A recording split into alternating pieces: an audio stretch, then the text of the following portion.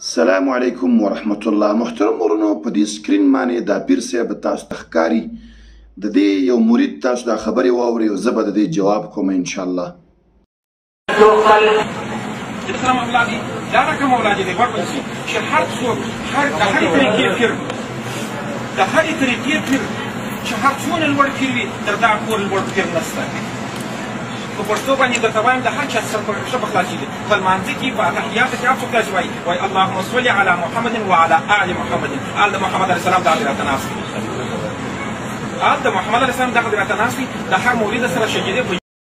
محترم ورونو، د افغانستان خلک ډیر د غم او د درد سره مخ دي. غریبي ده، غربت پکې دی. دې نه مخکې 40 کاله قتل او قتال او دا جنګونه او جهاد په نوم وژنې او دا کیسې پکې وشوې. اوس پکې دا نوې فتنې راوستلي.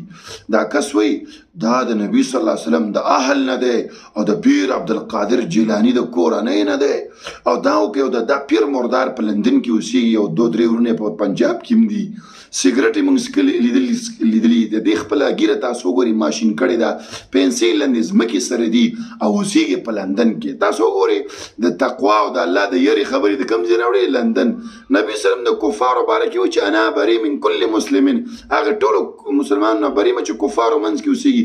دا غځې نه راځي او د افغانانو بس زموږ یو شیخ به ویلي نن سبا که د رب دعوه دی وکړه چې زه رب یم، ډېر پلویان به پیدا کړي.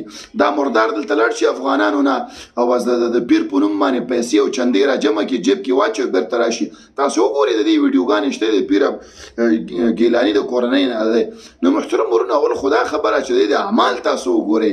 دا په اعمالو کې صفر دی. زه د الله په سات قسم خورم که د د مونځ طریقه م زده وه که نه زما د لاس سړی کټ کې راځي. مونځ طریقې زده وه.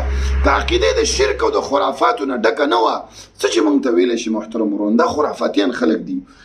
فرض مثال دا د نبي صلی الله علیه وسلم د کورنۍ نه شو. دا چا معلومه کړي؟ داسې مردار د نبي علیه السلام د اهل نه کېدلی شي؟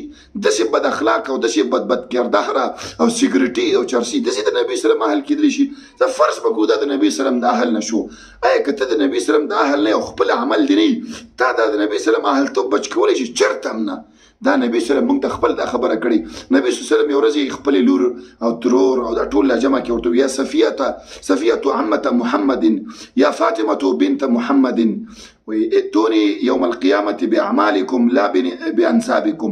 وایي ما ته به تاسو راځئ د قیامت په ورځ باندې په خپلو اعمالو باندې، نه په نسب باندې. یعنې قیامت په ورځ به دا نه وایي چې زه د دغه نبي صلی الله علیه وسلم لور وم او دا مې ترور او دا نه، په دې باندې نشي بچ کېدی. نبي صلی الله خپله وایي لا اغني عنکم من الله شیئا. زه تاسو د الله په دربار کې نشم بچ کولی چې خپل عمل هم نه. اوس دا پیر دی، فرض مثال دا د نبي سلم د اهل نه شو، د دې د خپل عملونه صفر دي. د چا نسب څوک نشي بچ کولی. د نوح علیه السلام زوی و کافر د دنیا لاړ، د لوط علیه السلام ښځه وه کافره د دنیا لاړ، د ابراهیم علیه السلام پلار د کافر د دنیا لاړ. په نسب باندې څوک نشي بچ کولی. نو دا مردار راغلی دی او خلکو ته د سجدې ورته لګوي او لاسونه ښکلول. موږ دې خلکو ته وایو د عقل چېرته دی چې تاسو استعمال کوئ؟ داسې یو انسان چې خپله د هغه ژوند د دې دا لوریانې وګورئ، پیر ګیلاني لوریانې او د اولاد یې وګورئ، ټول شراب نوشي او دې کې نښتي دي. او دا راغلي موږ ته د اسلام او د دین درس راکوي. نو موږ محترمو ملګرو ته وایو چې داسې دجالانو نه داسې مردارانو نه باید خلک هوښیار اوسېږي. محترم ورونو، دا خو د دین په نوم باندې ګڼ کپان دي. ستاسو عقیده، ستاسو سوال څه دا لوټ کوي مال حال سره. نو داسې خلکو نه ځان لرې ساتي. دا تاسو ته چېرته هم فایده نشي درسولی.